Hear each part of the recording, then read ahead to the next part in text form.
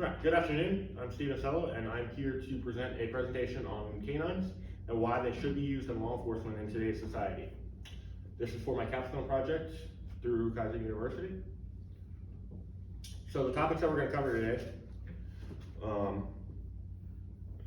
basically include canines have a long history in law enforcement and the functions that we provide.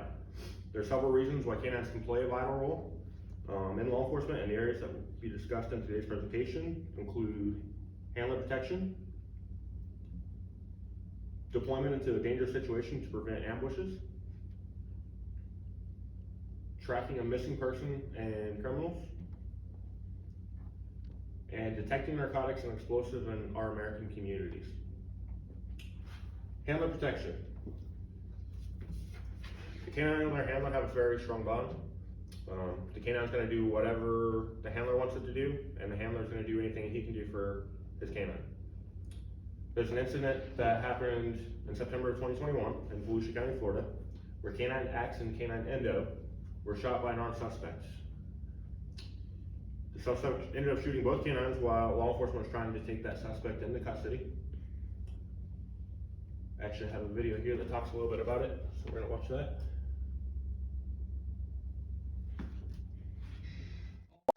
All new tonight, a wild shootout in Volusia County. Two sheriff's office canines were injured after a man opened fire on deputies. That suspect is now in critical condition after deputies shot back. News 6's Brian Didlake has more on what started all of this.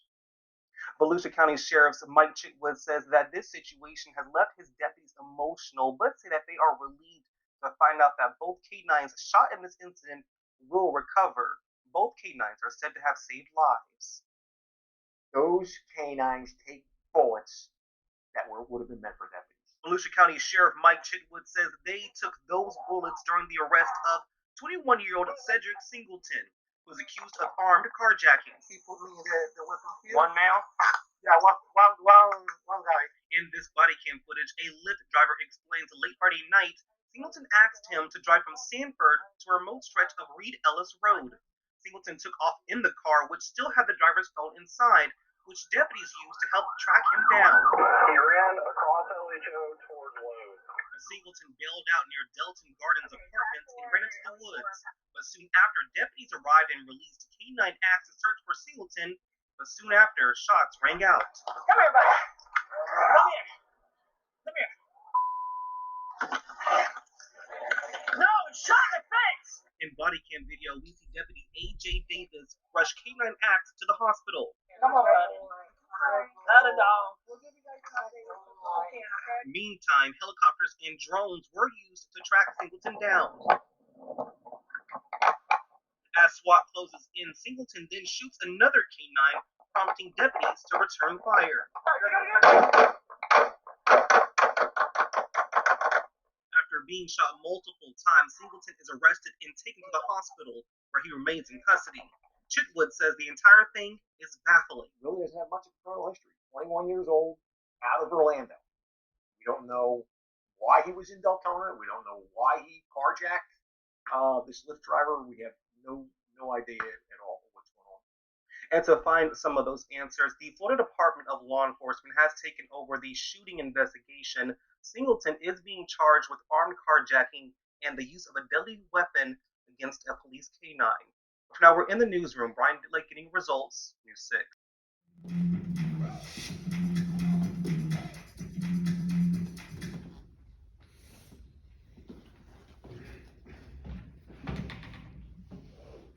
All right, so as we discussed, both the canines did survive the incident, and both are actually recovering well and back to work.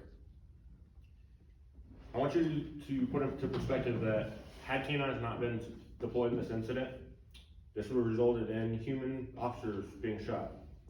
Depending on the location that this human officer was shot, it could potentially be fatal wounding to a human versus an animal or a canine.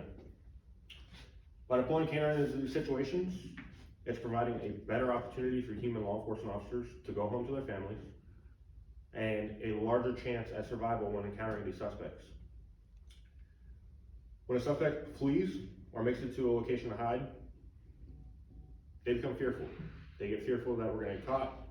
They now start thinking about the measures they're gonna start taking in order to avoid apprehension and to avoid capture. And they're gonna do anything possible in their freedom and their abilities to make sure that law enforcement does not take them into custody. Canines provide protections to our handlers, and they give law enforcement officers the better ability to locate and apprehend the suspects. Another area of handler protection involves tracking a suspect. A canine, which we're going to talk about this numerous times, and the ability of their noses, but a canine can smell 40 times greater than a human being. A typical canine has over 300 million olfactory receptors in their nose, which is what gives them the ability and the advancement in their smelling abilities. The idea that kind of gets out into the canine environment is for a human to think about pot roast and what you smell as a human. A canine can actually individualize these odors and break it down all the way to the roast, the onions, the carrots, the celery, and the broth. Because of their senses and their olfactory receptors, they have the ability to break each individual odor down, and it's so much stronger than a human. And then continue on handler protection. The safety uses of the canine and their handlers goes beyond tracking the suspect. There are times when canines can be vital to their handlers in other situations as well, not just tracking and not just first encountering a suspect. A traffic stop. Suspects have the potential to flee from vehicles. A handler is equipped with a release button, typically, which allows for the release of the canine. Even when outside the vehicle, this is vital in catching and apprehending the suspect. Many officers, to chase somebody down wearing all this equipment, you have to be in your top physical shape, and the suspects sometimes have an advantage over speed because of all the equipment that law enforcement does wear. So therefore, a canine who's not wearing all this equipment is a lot faster on their feet than a human officer would be, and they have the much better chance of catching the suspect in a quicker manner. Sometimes a canine officer will respond to incidents or calls for service. When on scenes, there's times when the canine handler will be the first to arrive. Maybe they were closer to the patrol unit. When they come across these subjects, sometimes we deal with, I say we, but law enforcement deals with aggressive or combative subjects in law enforcement. A canine is a quick and readily accessible source of a backup unit. If somebody becomes hostile and there's not another human officer present, the officer has the ability to release his canine and have immediate backup at that point in time to protect him and to affect the mission at hand. Just gonna show a quick video that talks about the canine door poppers and how they work.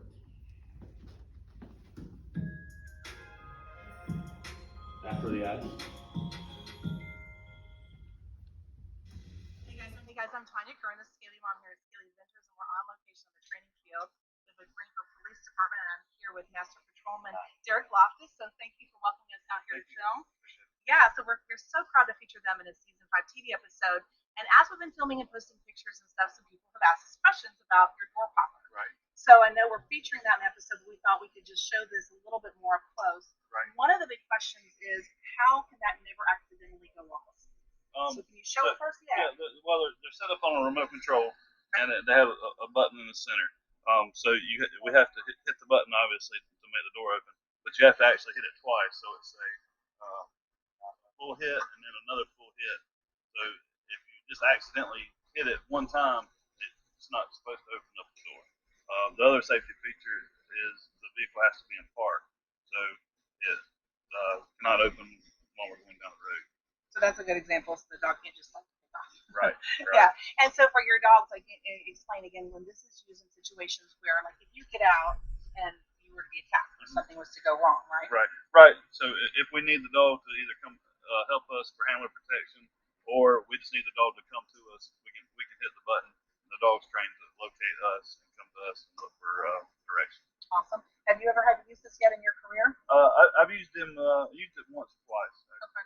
Over my career, but not necessarily being sold. Okay. But the dog was able to come and find you right away because that's how they're Right. trained. Excellent. Well, thank you so much. You're welcome. We appreciate All right, it. Yeah. You guys stay tuned to Scaly Ventures Season 5 to see them in action.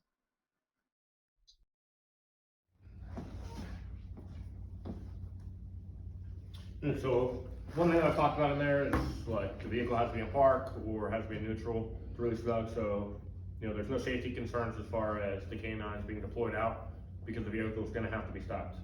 The other thing he talked about, he covered how, you know, in the event that he needs his canine partner to come out, he has that button that gives him the ability to release his dog, and he has immediate backup.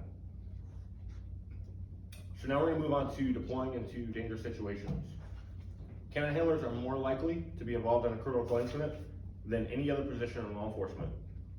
It's likely because of the abilities of their canine partners. They're more requested and more relied upon when responding to calls for service. They have much more abilities than a typical human officer, and they're actually the boots on the ground that's chasing after these suspects that are out there running. When a suspect's hiding, they have time to think about their plans. We kind of covered this under hand of protection, but it also kind of falls under deploying into dangerous situations as well.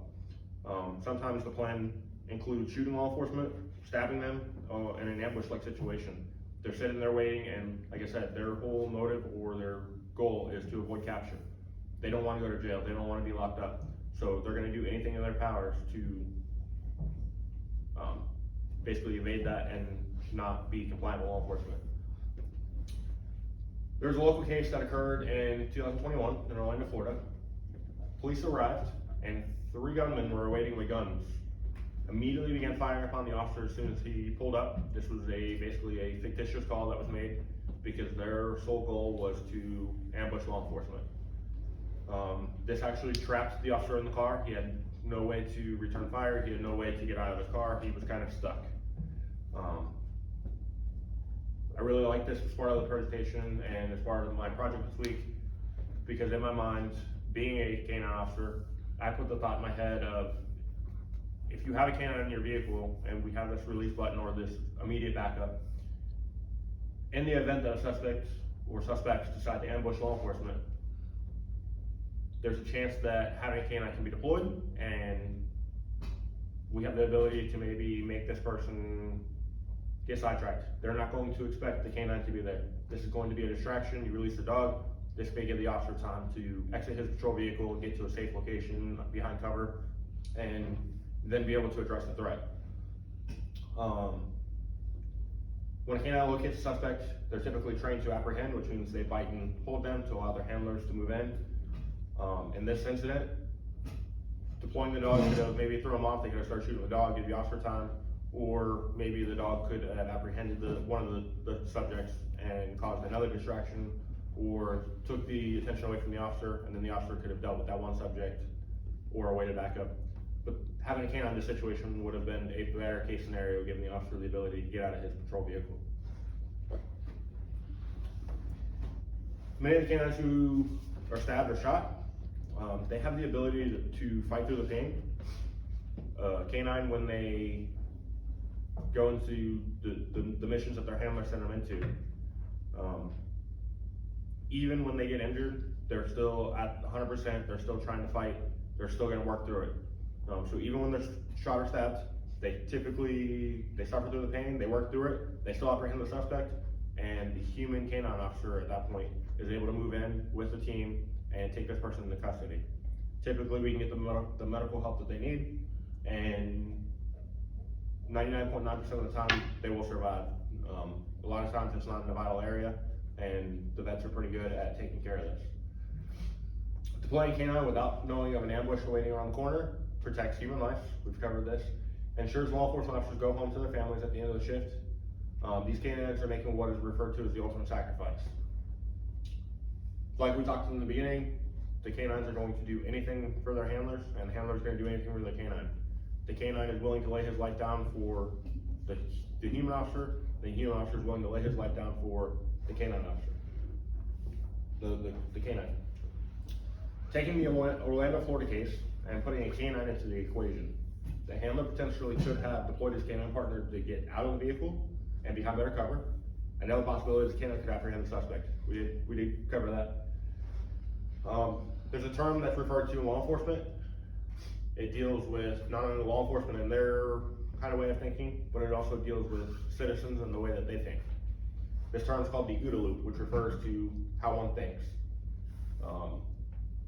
Basically, the deployment of a canine could create the unexpected, which now forces the suspect to have an unexpected response in his plan.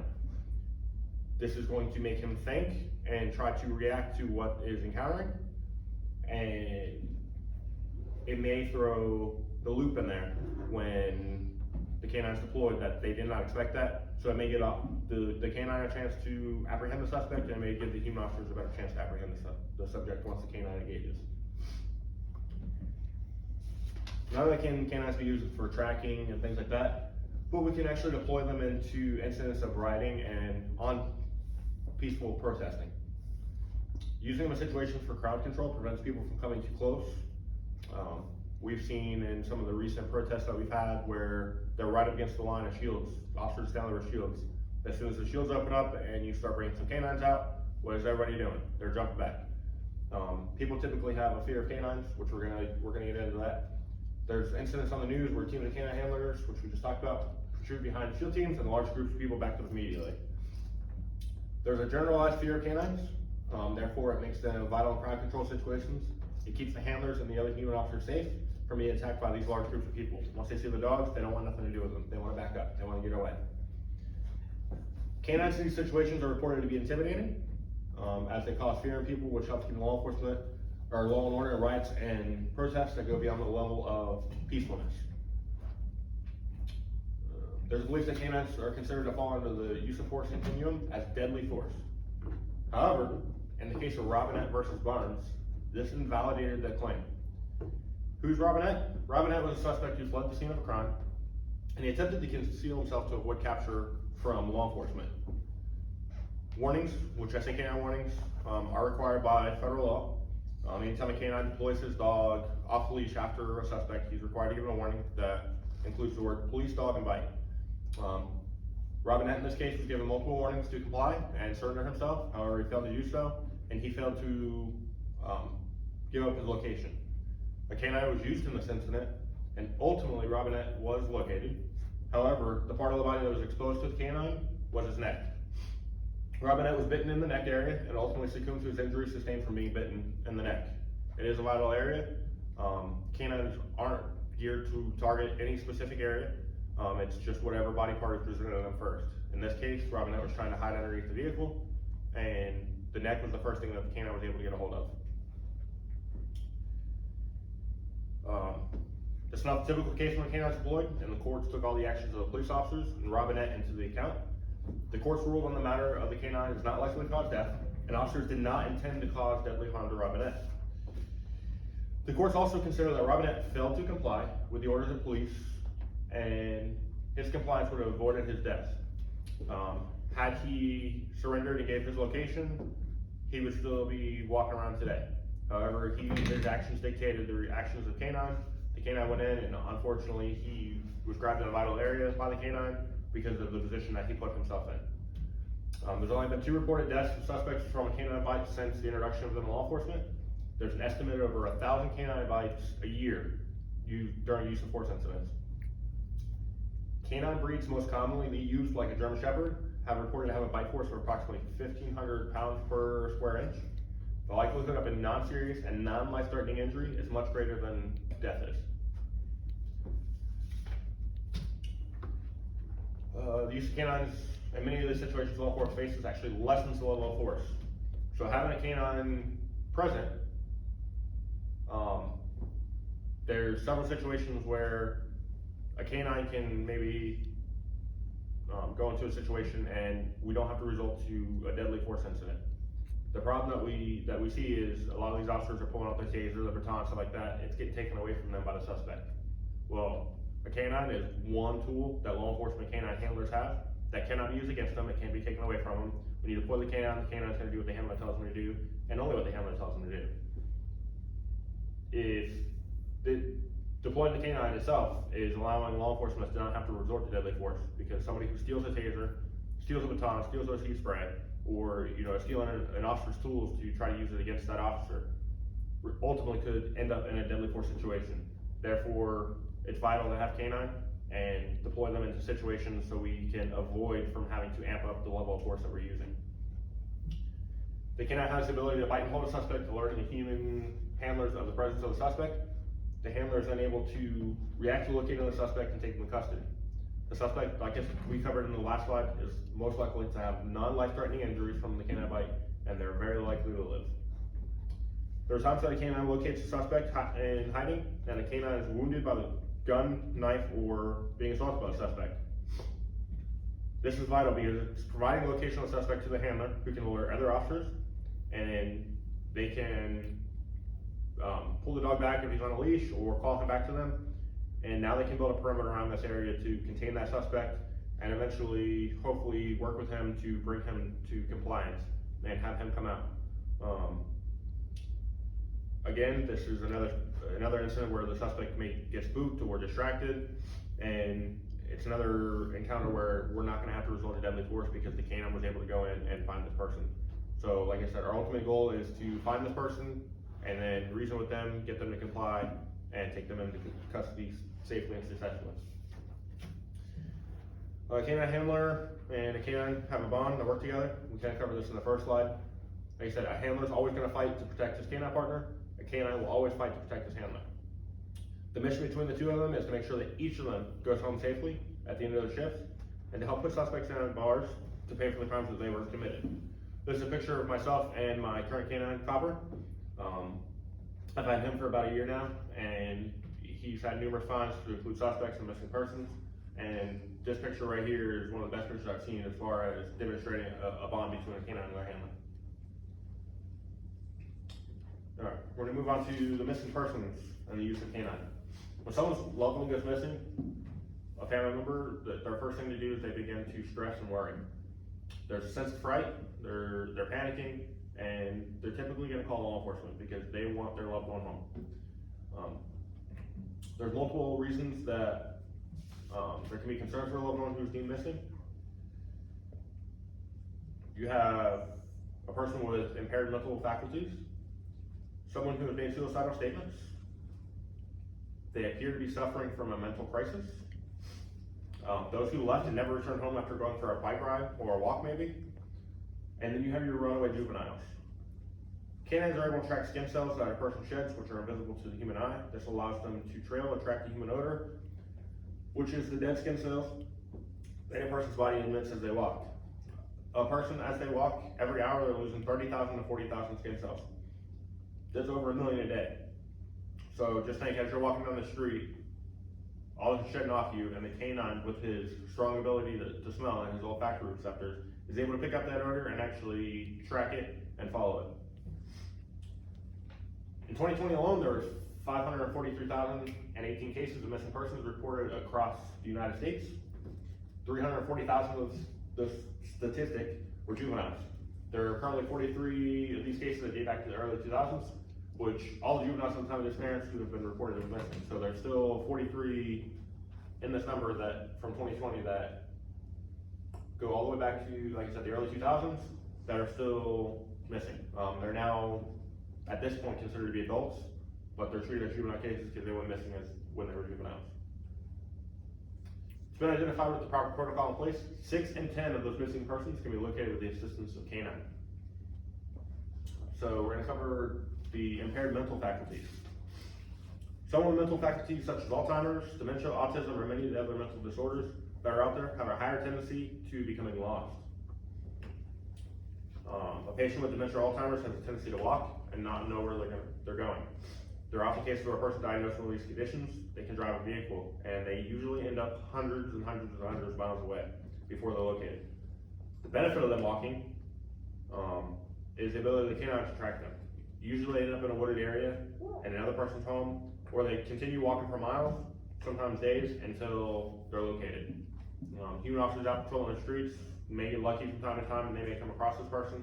However, putting a canine on the ground can at least give us a sense of travel or direction, and put us in the right direction for human officers to start looking, or if they are in hiding, the canine more than likely is going to find this person. Part of this disorder is they become confused or forgetful, so they continue to walk until they either can't anymore, or they look at a place to feel safe to them. Those with autism, there's a higher level of fright and a higher amped up level for law enforcement, especially with autism, because they have tendencies that they're attracted to things like water. The autism, they like to explore the water, and there's oftentimes that they cannot swim. So the first place they go is near the water, and they either fall in or they decide to step in, and then they end up drowning. So it's a very quick process and heightened risk for those with autism, and it's very important that law enforcement finds this person in a quicker manner than just someone who's out considered to be lost. Time becomes vital when, with the missing persons, they are missing. The strong likelihood of something bad happening.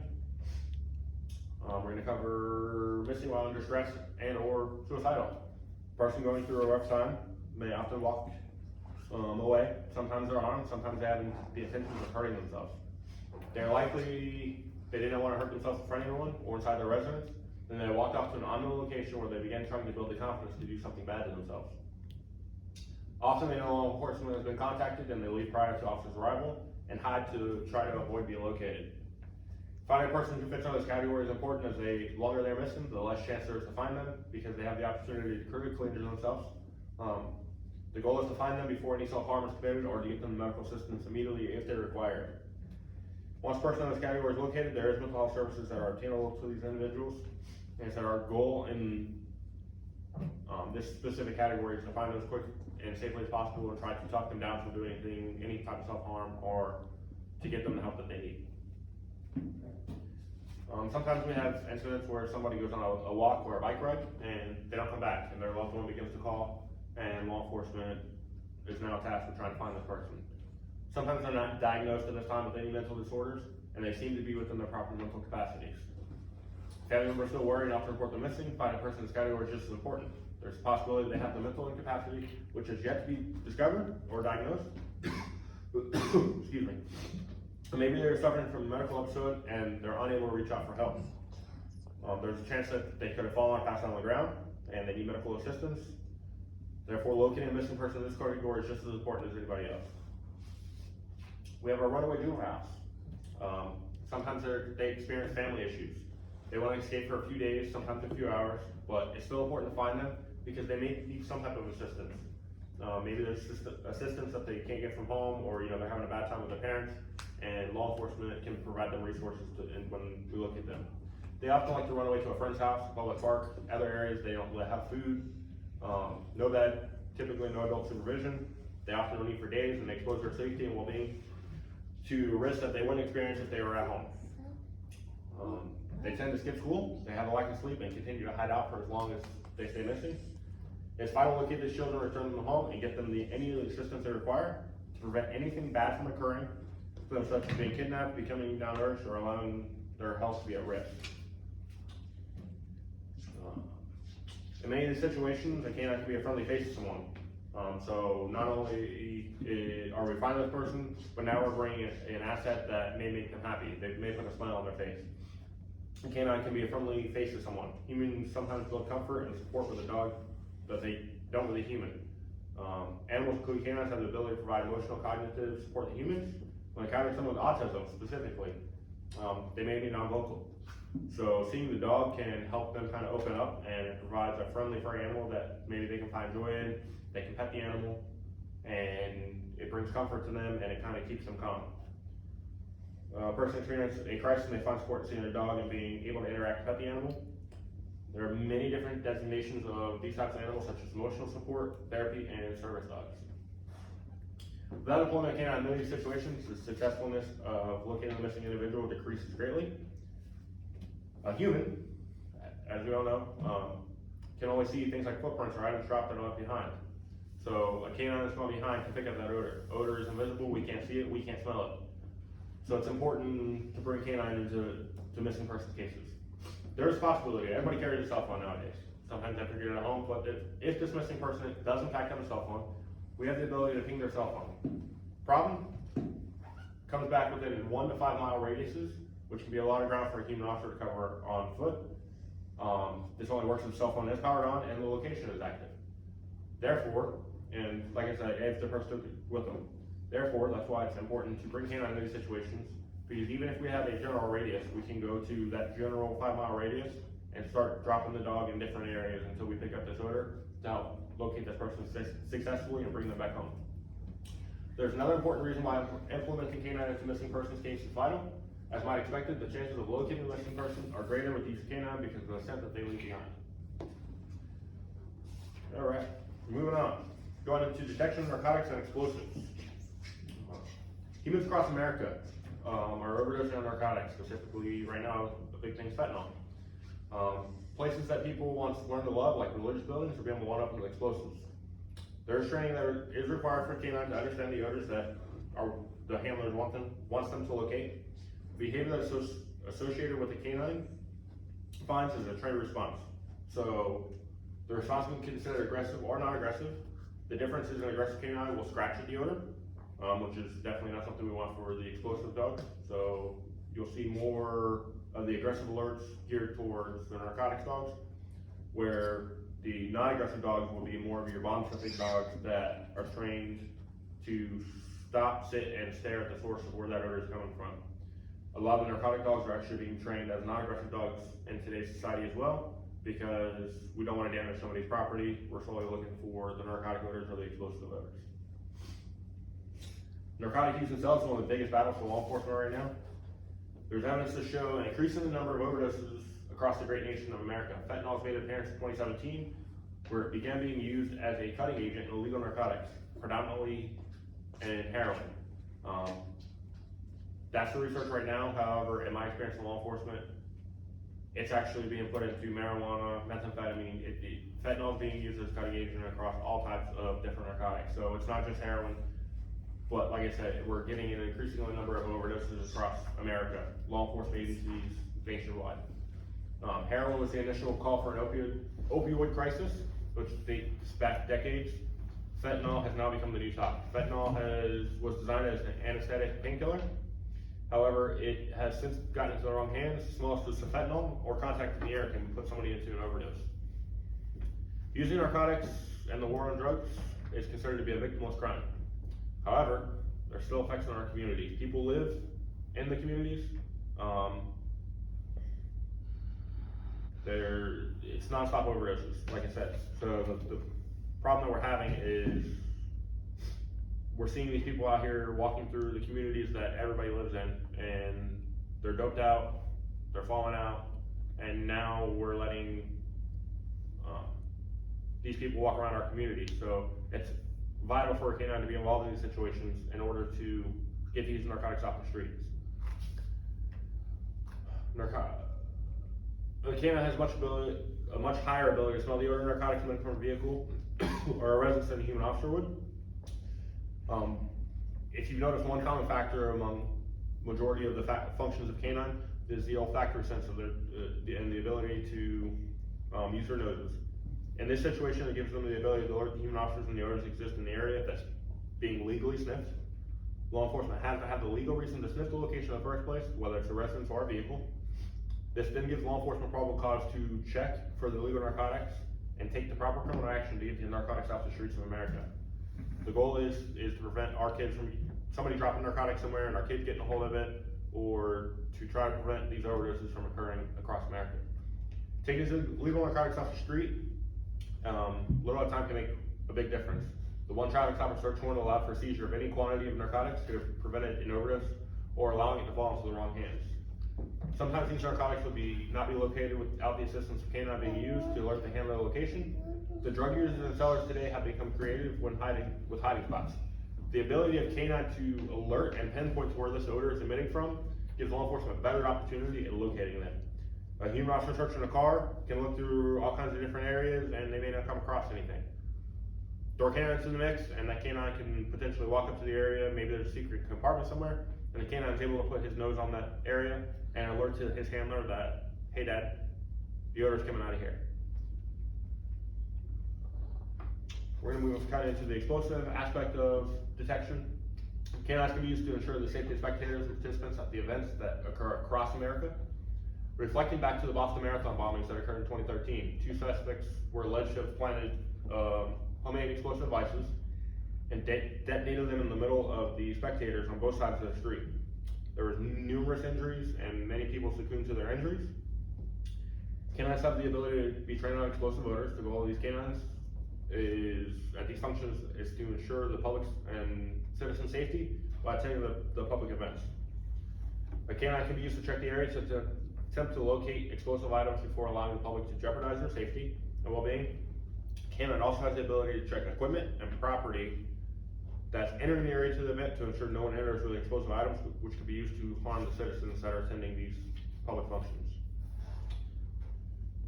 So now I want to kind of we talked about many of the areas of Canine, some of the disadvantages. There's specifically an organization, PETA, also known as People for the Ethical Treatment of Animals, that has some pretty strong beliefs on canine and the use of canine in law enforcement. The view of this organization, they have a view that basically canine being used in place of a human. In response to the claim, there's research that demonstrates that this is absolutely the case. The abilities canine possesses over human are much higher. The abilities, the smelling abilities of canines, the abilities to locate suspects, the abilities to locate narcotics and explosives are things that humans do not have the potential to do. So that's why it's vital to use these animals or canines in place of a human officer. The canines are pretty much a backup or an assistant to their handlers. PETA has another concern that a canine is used to enter dangerous situations, leaving them exposed to being harmed by criminals and explosive items. Well, research again has proven that canines across America are taking the ultimate sacrifice to protect and preserve human life. The canines are not only protecting their human officer's life, but the other officers that are involved in the situation, as well as the citizens that are living in our communities and that are attending these functions. So they're not only working for one person, they're working for everybody. They're making sure that we're all safe. These canines are gonna lay their life down to protect anyone, not just their handlers. So if somebody's in a bad situation, the canine will do what he has to do and make sure that he protects you. PETA has another concern about the breeding and the selection process of a canine and how the selection process is unfitting for all canines who are born. Well, there's research that counters that aspect of the workability of a canine. A canine selected is going to be taxed with the performance of several tasks, and they have to be proficient in what they are chosen to do.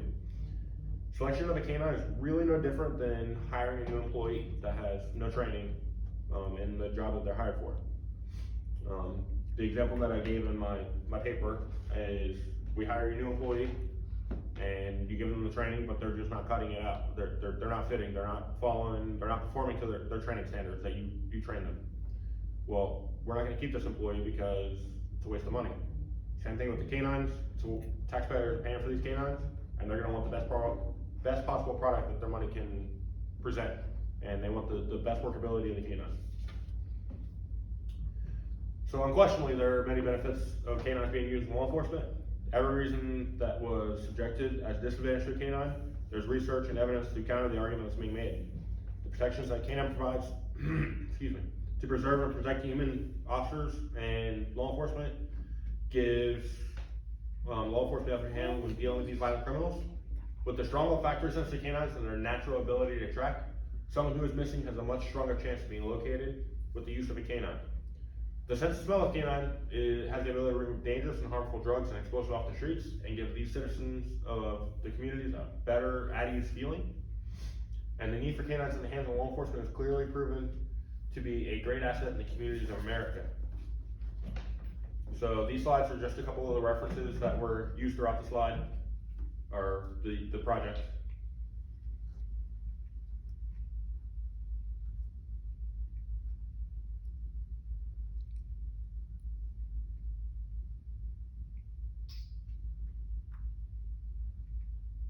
Does anybody have any questions? No? All right, thank you for your time, and I hope you enjoyed this presentation.